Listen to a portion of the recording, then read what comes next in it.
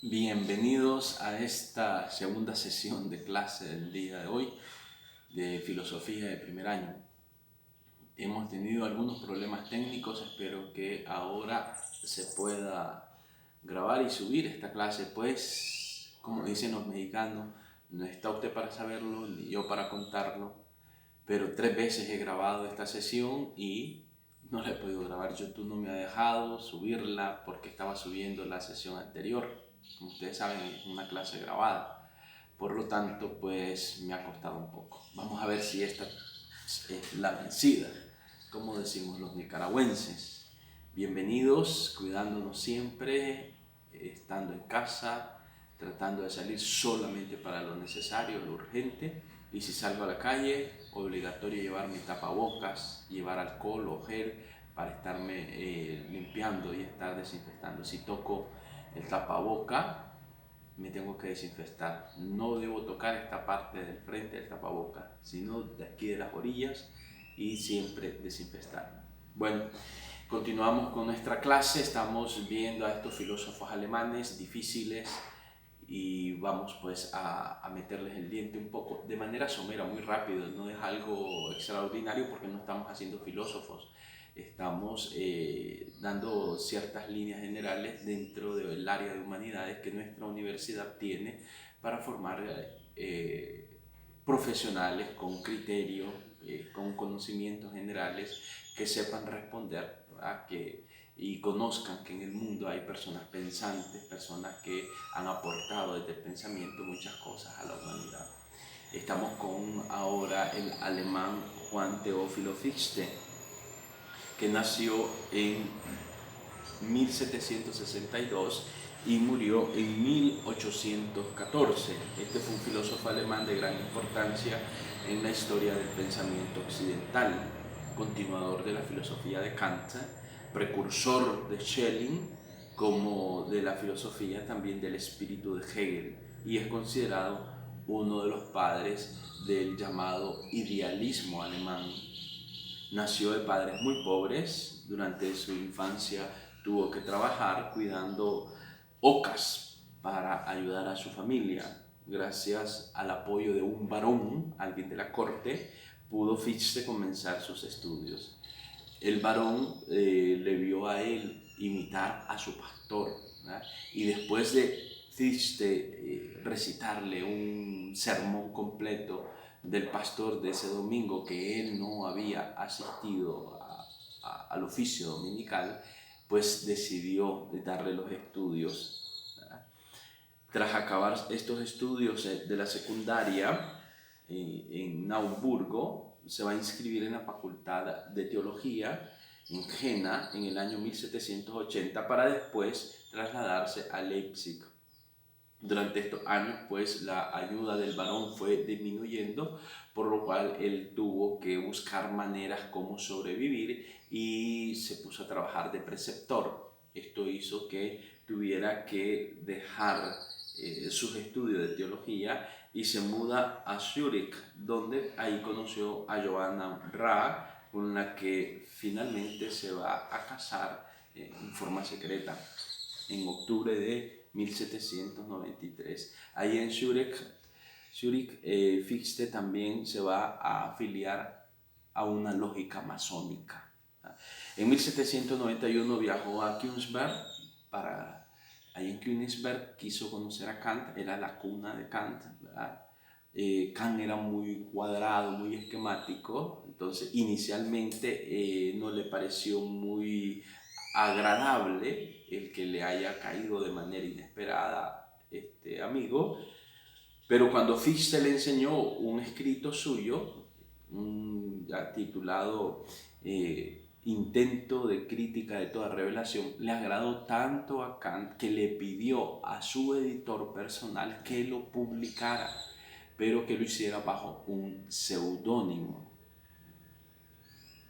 el cual lo hizo inmediatamente en 1792. Entonces, como los académicos pensaron que el libro había sido escrito por el propio Kant, porque estaba bajo un seudónimo, el mismo Kant aclaró la confusión y alabó públicamente la obra. de Fichte.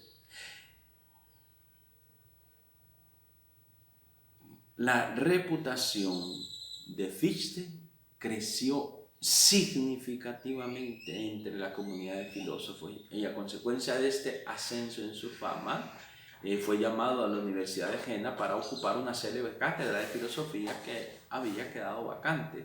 Allí, entre 1794 y 1795, dictó una serie de polémicas lecciones que serían publicadas como algunas lecciones sobre el destino del sabio. Ahí se exponen temas fundamentales de su reflexión filosófica.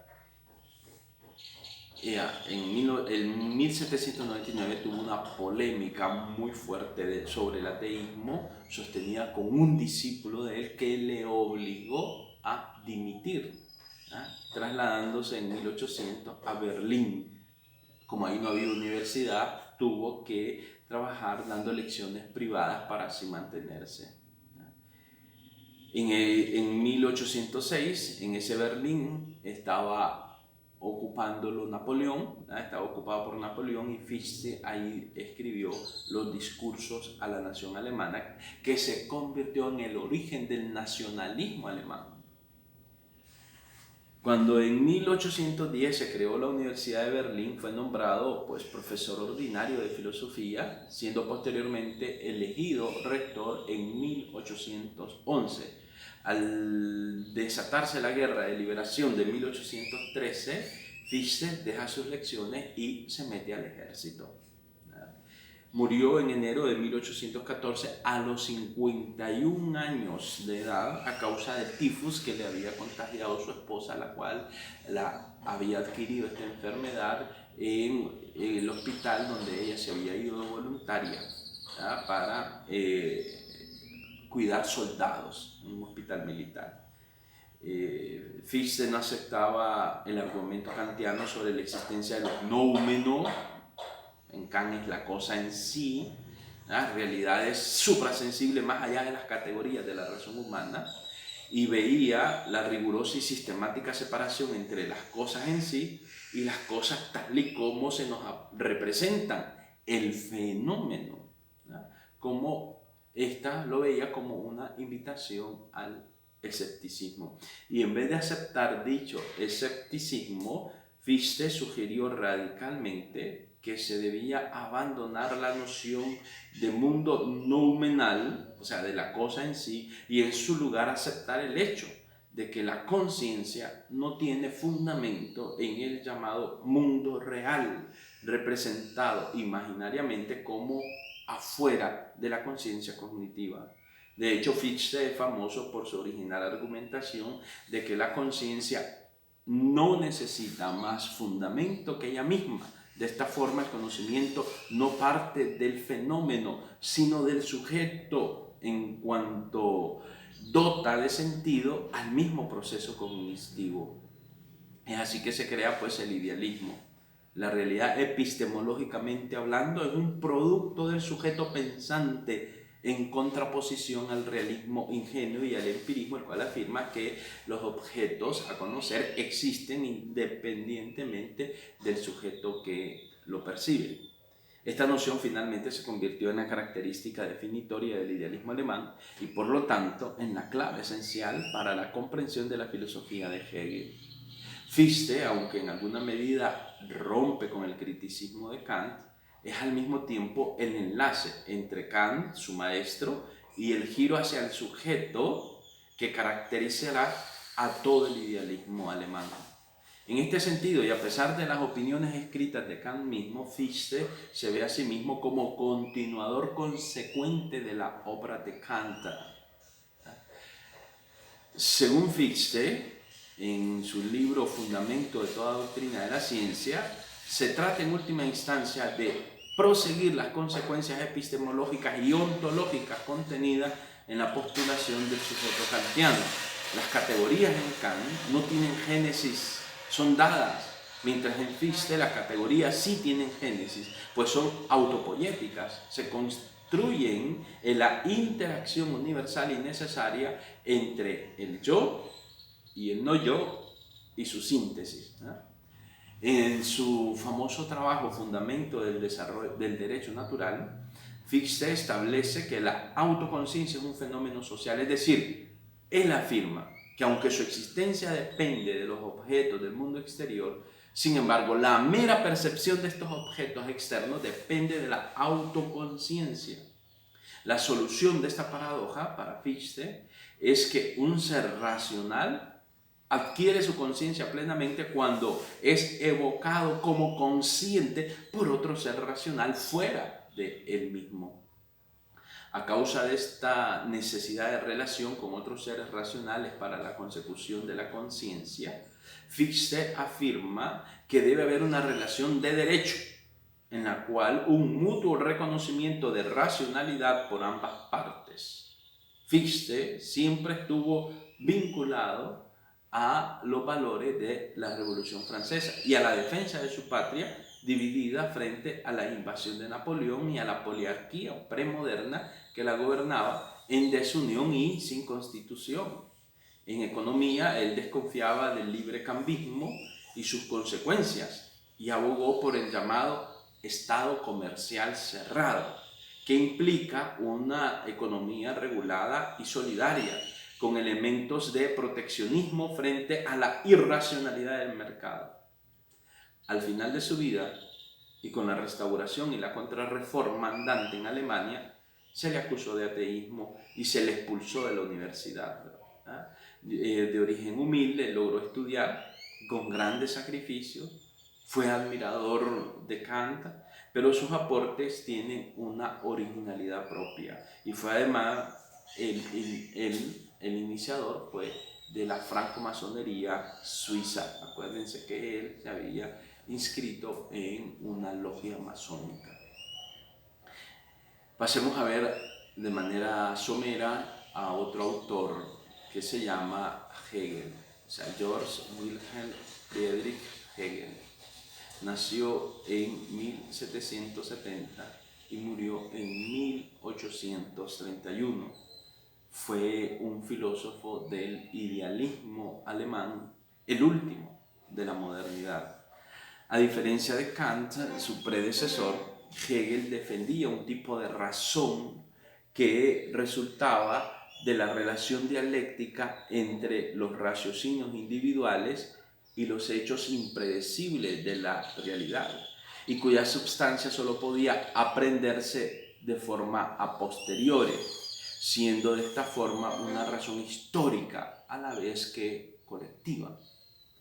De ahí su expresión astucias de la razón, por cuanto difícilmente alguien podría por sí solo considerar todas las previsiones para la consecución de un objetivo conforme al plan que hubiese trazado, o bien para la concepción de un estado futuro. Su teoría fue reinterpretada por Carlos Marx desde una óptica materialista, subordinando de esta manera al género humano a los vaivenes de las grandes conformaciones de la materia, la iglesia, el Estado, el mercado, por ejemplo. El ser humano depende plenamente de sus condiciones materiales, enfrentándose a ellas en una dialéctica imperecedera, la cual no le hace libre en modo alguno, sino más bien le otorga una nueva forma material. Él recibió su formación en el seminario de la Iglesia Protestante en Gutenberg. Ahí trabó amistad con un filósofo que después será conocido en la historia de la filosofía, Schelling, y también con el poeta Hölderlin. Él admiraba las obras de Platón, de Aristóteles, de Descartes, de Spinoza, Kant, Rousseau. Igual admiraba la Revolución Francesa, que al final pues va a terminar rechazándola cuando esta cayó en manos del terror jacobino y murió víctima de una epidemia de cólera que hizo estragos en el año de 1831. Hegel es considerado por la historia clásica de la filosofía como el representante de la cumbre del movimiento decimonónico alemán del idealismo filosófico y como un revolucionario de la dialéctica.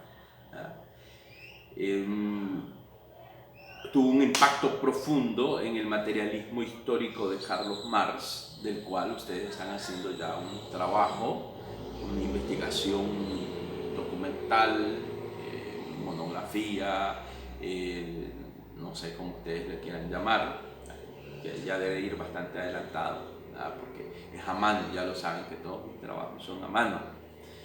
La relación intelectual entre Marx y Hegel ha sido una gran fuente de interés para la obra de Hegel. Su pensamiento pues, generó una serie de reacciones, de revoluciones que van desde la explicación del materialismo marxista, el preexistencialismo de Søren Kierkegaard, el escape de la metafísica de Federico Nietzsche, la crítica a la ontología de Martin Heidegger, el pensamiento de Jean-Paul Sartre, la filosofía nietzscheana de Georges Bataille, la dialéctica negativa de Theodor Adorno, la teoría de la deconstrucción de Jacques Derrida, la teoría psicoanalítica de Jacques Lacan, entre otros.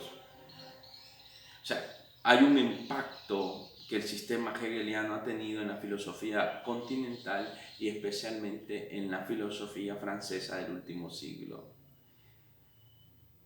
Las obras de Kant tienen fama de difíciles por esa amplitud de los temas que pretende abarcar. Hegel introdujo un sistema para entender la historia de la filosofía y el mundo mismo, llamado a menudo dialéctica, una progresión en la que cada movimiento sucesivo surge como solución de las contradicciones inherentes al movimiento anterior. Por ejemplo, la Revolución Francesa constituye para Hegel la introducción de la verdadera libertad a las sociedades occidentales por primera vez en la historia. Sin embargo, precisamente por su novedad absoluta, es también absolutamente radical. Por una parte, el aumento abrupto de violencia que hizo falta para realizar la revolución no puede dejar de ser lo que es, y por otra parte, ya ha consumido a su oponente. La revolución, por consiguiente, ya no tiene hacia dónde volverse más que a su propio resultado. La libertad conquistada con tantas penurias es consumida por un brutal reinado de terror. La historia, no obstante, progresa, aprendiendo de sus propios errores, solo después de esta experiencia. Y precisamente por esta experiencia puede postularse la existencia de un Estado constitucional de ciudadanos libres que consagra tanto el poder organizador, benévolo, del gobierno nacional y los ideales revolucionarios de la libertad y la igualdad. Él va a decir, en el pensamiento es donde reside la libertad. En las explicaciones contemporáneas del hegelianismo, la dialéctica de Hegel aparece algunas veces fragmentada por comodidad en tres momentos, llamado tesis, por ejemplo la revolución, antítesis, el temor subsiguiente, y síntesis, el Estado constitucional de ciudadanos libres. Sin embargo, Hegel personalmente no utilizó esta clasificación en absoluto, ¿verdad? Fue creada anteriormente por Fichte, ¿verdad? Y los estudiosos pues, serios de Hegel no reconocen en general esta clasificación en él, ¿verdad? El historicismo creció significativamente durante la filosofía de Hegel. De la misma manera que otros exponentes del historicismo, Hegel consideraba que el estudio de la historia era el método adecuado para abordar el estudio de la ciencia de la sociedad, ya que revelaría algunas tendencias del desarrollo histórico. En su filosofía, la historia no solo ofrece la clave para la comprensión de la sociedad y de los cambios sociales, sino que es tomada en cuenta como tribunal de justicia del mundo. La filosofía de Hegel afirmaba que todo lo que es real es también racional y que todo lo que es racional es real. El fin de la historia para Hegel, la parusía del espíritu y el desarrollo histórico podía equipararse al desarrollo de un organismo. Los componentes trabajan afectando al resto y tienen sus funciones definidas. Hegel dice que es una norma divina, que en todo se halla la voluntad de Dios, que es conducir al hombre a la libertad. Por ello es considerado panteísta. Justifica así la desgracia histórica, toda la sangre y el dolor, la pobreza y las guerras son el precio necesario para pagar para lograr la libertad de la humanidad.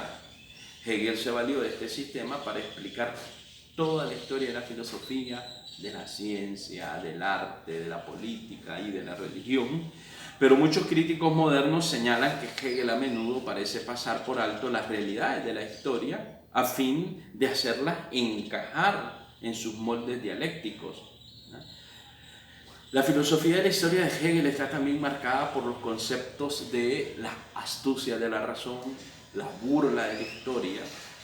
La historia conduce a los hombres que creen conducirse a sí mismos como individuos y como sociedades, y castiga sus pretensiones, de modo que la historia mundo se burla de ello, produciendo resultados exactamente contrarios, paradójicos, a los pretendidos por los autores, aunque finalmente la historia se reordena y en un bucle fantástico retrocede sobre sí misma y se burla, y paradoja sarcástica, convertida en mecanismo cifrado, crea también ella misma, sin quererlo, realidades y símbolos al mundo accesibles solo a los cognoscentes, es decir, a aquellas personas que quieren conocer.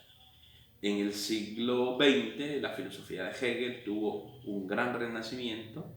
Esto se debió en parte a que fue redescubierto, fue reevaluado como progenitor filosófico del marxista por marxistas, de orientación filosófica, en parte a un resurgimiento de la perspectiva histórica que Hegel aportó a todo, y en parte al creciente reconocimiento de la importancia de su método dialéctico. Entremos a otro apartado. El primer video lo hice de 30 minutos y se me fue, no lo pude guardar. El siguiente video lo hice de 28 minutos y entonces también no pude guardarlo. Vamos a intentar hacerlo menos, 25, 26 minutos, a ver si podemos guardarlo y subirlo. Esta sería las 3 horas de clase. Veamos un poco, bienvenidos los que están llegando hasta ahorita a clase, ¿verdad? Veamos el neocantismo. El neocantismo fue un movimiento filosófico europeo de origen predominantemente alemán que preconizó un retorno a los principios filosóficos de la doctrina de Immanuel Kant frente a la entonces imperante doctrina del idealismo absoluto de Hegel. El neocantismo se mostraba escéptico frente a lo que consideraba un indebido énfasis especulativo del pensamiento hegeliano y buscaba recuperar la doctrina kantiana de la crítica del conocimiento frente al predominio de la metafísica.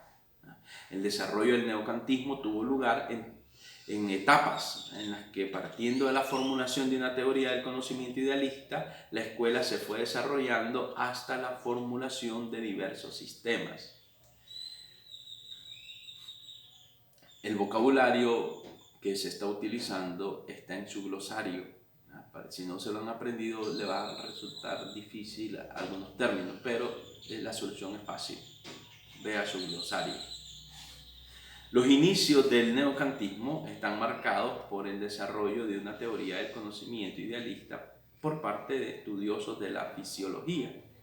A partir de investigaciones empíricas acerca de las restricciones estructurales de los sentidos humanos científicos con intereses filosóficos como Hermann,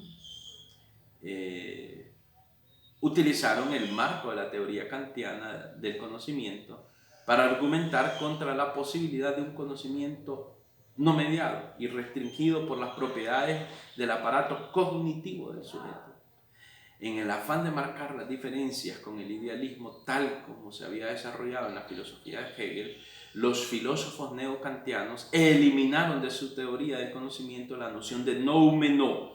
Noumeno en Kant es la cosa en sí, considerándola una adherencia conceptual no justificada por los hechos en la medida en que se hacía necesaria para explicar la aparición de los fenómenos. Se la consideró un concepto límite, sin contenido positivo. Ya Kant lo había advertido esto en la crítica de la razón pura. La consecuente pérdida de potencial explicativo de la epistemología kantiana se compensaría con un mayor énfasis en su filosofía práctica. Recuerden que Hegel tuvo la primera obra magnífica, Crítica de la razón pura, y la segunda obra, después de muchos años de meditación, fue Crítica de la razón práctica. Otro periodo de desarrollo del neocantismo estuvo dado por la recuperación por parte de ciertos filósofos profesionales como Cohen, Nator, algunos otros, marcados por estos filósofos, ¿verdad? Y la sustentación de las teorías de estos filósofos mediante un estudio filológico detallado de la evolución en los trabajos de Kant.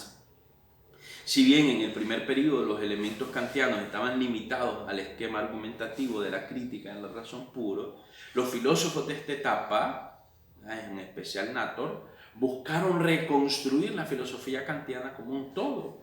Su objetivo era proporcionar una fundamentación completa de la filosofía desde la perspectiva del idealismo subjetivo, incluyendo pues la crítica ético-política desarrollada en la crítica de la razón práctica.